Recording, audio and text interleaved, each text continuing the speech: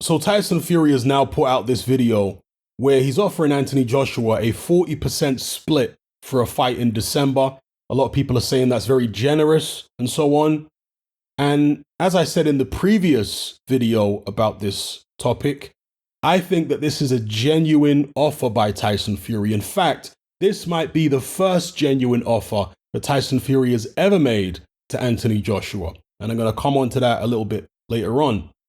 But as I said in the previous video, to me, this is a very cynical move by Tyson Fury. If this was any other fighter other than AJ, who he's had this rivalry with, and this has been a fight that particularly people in Britain have wanted to see for a long time. If this was any other fighter, if it was Joe Joyce, if it was, I don't know, Hrgovic, if it was Michael Hunter, Usyk himself, whoever, if any other fighter was coming off back-to-back defeats and a mental breakdown in the ring, and Fury's then offering him a fight in December, people would be saying, why are you offering this guy to fight? He just lost twice. Shouldn't you be fighting somebody who's coming off wins? You're supposed to be the top fighter in the world.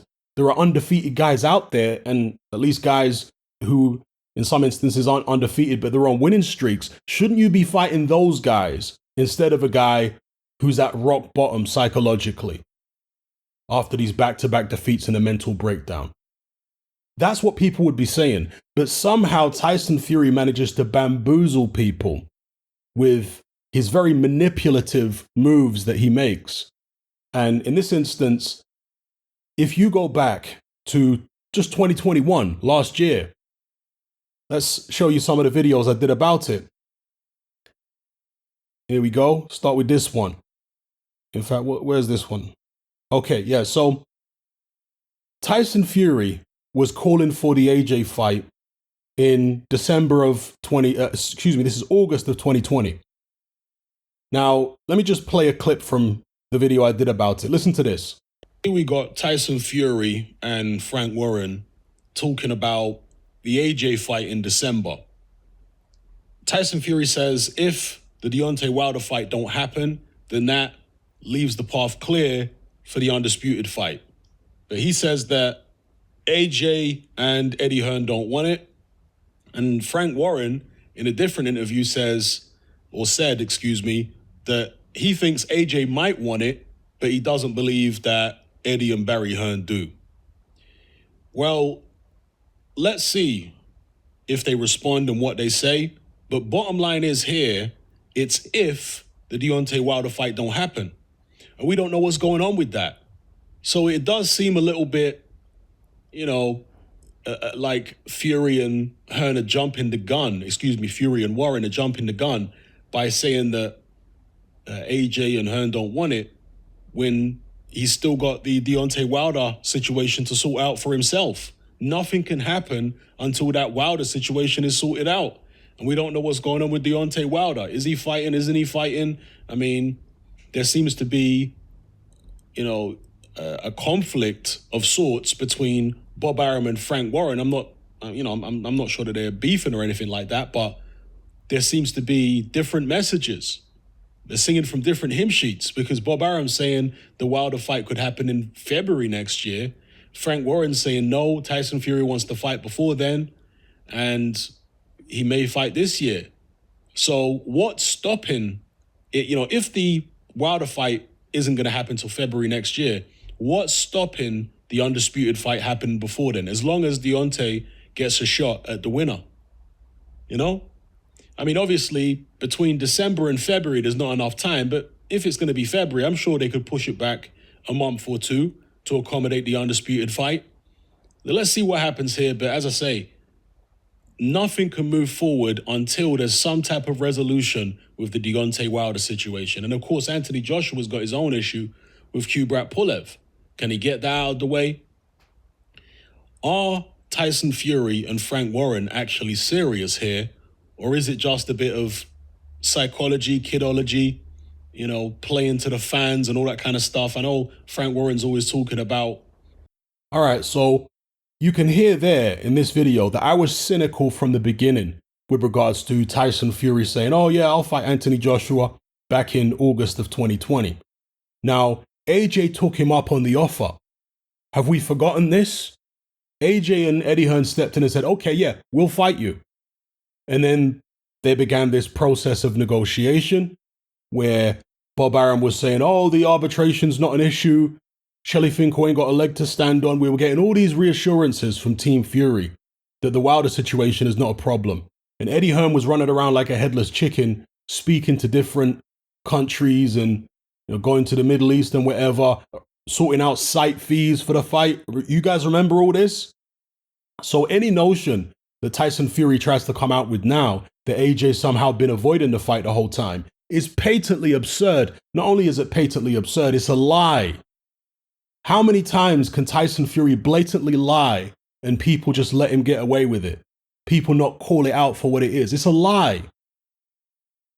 Team AJ tried to make the fight last year. Facts. They tried to make the fight, well, from the back end of 2020. The whole thing was going on from then up until, when was it? Mid-2021. For nearly a year, they tried to make that fight. And I was expressing my skepticism about whether the Deontay Wilder situation really was resolved. But again, we were lied to by Team Fury and made to believe that it had been and it wouldn't be an issue. And they strung us along with regards to that. That's how much respect the likes of Frank Warren and Bob Arum have for the fans. They'll string us along, making us think a fight can happen, which they know perfectly well is in serious jeopardy of not happening because of this arbitration. So then I'll play you a clip from another video I did right here. And this was in the immediate aftermath of the fight being called off because of Wilder winning the arbitration. So listen to this. So we had Tyson Fury put out this video where he finally confirmed that the undisputed fight with Anthony Joshua would take place on August 14th in Saudi Arabia. But a day later, we get this news, that Deontay Wilder has won his arbitration case with Tyson Fury, and the judge has ordered that Fury face Wilder for a third time by September 15th of this year. Now, during this whole period of negotiation between Team Fury and Team Joshua, Bob Arum has been very dismissive publicly about this Deontay Wilder arbitration case, acting as though it wasn't a problem, that he understood the contract had expired at the back end of 2020, and there was nothing on their side that would prevent them from going ahead and fighting Anthony Joshua. Given the fact that Bob Arum and Frank Warren have seemingly sat on their hands and let Eddie Hearn do all the legwork and the heavy lifting with regards to trying to find a location and sort out a deal with regards to site fees and what have you, it does make you wonder whether Bob Arum knew all along that there was a very good chance that this arbitration with Wilder's team could derail the undisputed fight. And if that's the case, then Bob Arum perhaps was stringing not only Eddie Hearn along, but also Anthony Joshua, his own fighter Tyson Fury possibly, although there's the possibility that Tyson Fury was in the know, and indeed stringing along millions of boxing fans. There's the possibility that that's what Bob Arum has been doing since the beginning.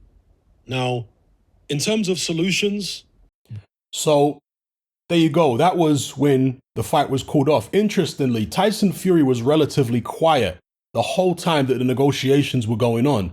And he only popped up the day before. It was a day or two before the fight got called off because Wilder won the arbitration. Fury popped up and said, yeah, I'm fighting AJ in whenever it was, whatever the date they were looking at. Yeah?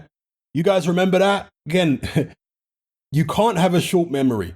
This was the name of the video. Here it is. 16th of May, 2021. Breaking. Tyson Fury announces Anthony Joshua fight 100% on August 14th. Confirmed Saudi Showdown. That is what Tyson Fury said on the 16th of May, 2021.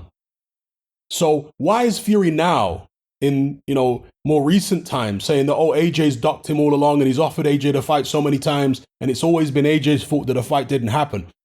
When he himself came out and confirmed the fight on August 14th, only for Wilder to win the arbitration, or the announcement that Wilder had won the arbitration to come out a couple days later. And what, that's AJ's fault, is it? This guy is so full of it, it's unbelievable. And so what he's doing in this latest video, what he's doing with this offer is, yes, I believe this is the first genuine offer. That offer before wasn't genuine. Because that arbitration was going on in the background all along. And the fact that Frank Warren and Bob Arum sat on their hands and allowed Eddie Hearn to run around and try and sort the situation out, that shows you that they knew it wasn't going to happen. As far as I'm concerned. And if they knew it wasn't going to happen, I have to imagine that their fighter Tyson knew it wasn't going to happen. Not because of anything to do with AJ or Hearn, but because of the Wilder arbitration. So they were happy to string everybody along. Okay? Now, in this video here, Tyson Fury is making out as though, oh, he's so generous. He's offering AJ 40%. What happened to fighting for free? Again, to the Tyson Fury fanatics out there, you guys who think this guy can walk on water and turn water into wine, I mean, that's literally the way you speak about him, as if butter wouldn't melt in his mouth and as if he's never told a lie. This guy couldn't lie straight in bed. He's constantly lying. So what do you have to say about him saying that the AJ fight can only happen if it's free for everyone? Free tickets, no pay-per-view, all that kind of stuff. That's the only way it can happen. And now he's completely turned it on his head and he's saying, oh yeah, 60-40 split. Somehow, I'm sure the Fury fans will find a way to blame that on AJ and Hearn. They'll say, oh, well, Tyson knows they won't fight for free, so he's, offering them some money. But really, if it was up to him, he'd do it for free because he's such a man of the people. He gave his fight purse away to charity and all this kind of nonsense. It's like, come on, people. You have to recognize the patterns with this guy. It's Mayweather all over again. So my take on it is, long story short, I want to see Tyson Fury fight people coming off wins. I don't want to see him cynically take on a guy who's just had a mental breakdown, who just lost 2 fights on the spin. No. I want to see him fight someone whose confidence is up. There's Filip Hrgovic out there. There's Michael Hunter out there. There's Joe Joyce out there. There's even Daniel Dubois out there. Fight someone who's coming off wins. But again, because this fight has been so anticipated by boxing fans for so many years, people are allowing Fury to distract them from the obvious. That this is, forget his name, that it's Anthony Joshua. Forget it. Just think about it in terms of him being a contender who just lost 2 fights on the spin. That's who he is. Who just had a mental breakdown in the ring. And that's the guy that Tyson Fury's calling out seriously for the first time. He's never made a serious offer to AJ before that I can recall. This is the first one. So, very cynical stuff by Tyson Fury, thinking he's going to get AJ when he's weak. Probably will get him when he's weak. Now, will AJ accept the offer? I think he shouldn't.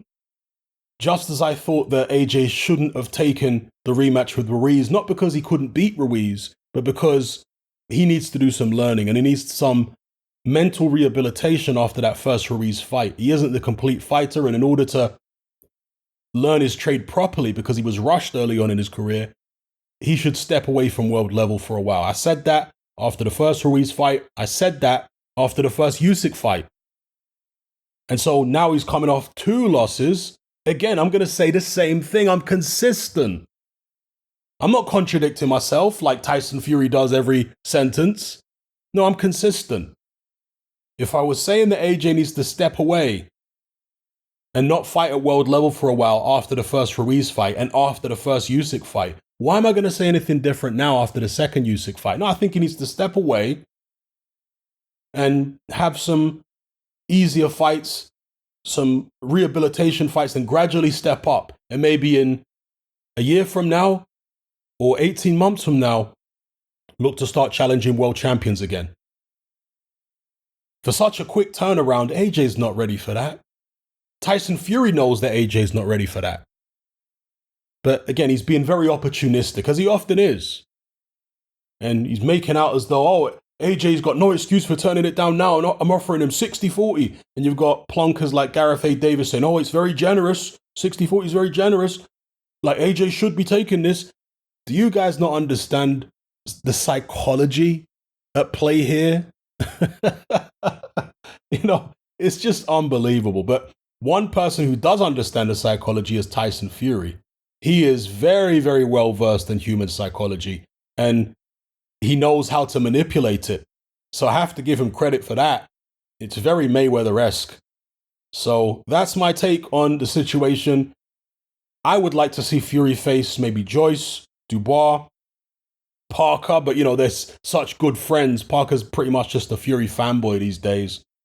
But anybody like that, Joyce, Hergovich, Dubois, etc. There are plenty of fighters out there with winning streaks who have not coming off back-to-back losses, who are perfectly credible opponents for Tyson Fury in, even if you don't want to fight in December, January, February, right? Because hopefully the Usyk fight happens afterwards. Plenty of credible opponents out there for him. But no, instead he's calling out a guy who's just lost twice in a row. And people are going to accept this. They are. There are going to be people in the comment section defending it because of the fact that it's Anthony Joshua. But if it was any other fighter, it would be much harder to defend it. Why is the guy the supposed best heavyweight in the world, right? Because he apparently is leagues above Usyk according to his fans. He's picking a guy who's just lost twice in a row. What's that all about? Anyway, let me know what you guys think in the comments below.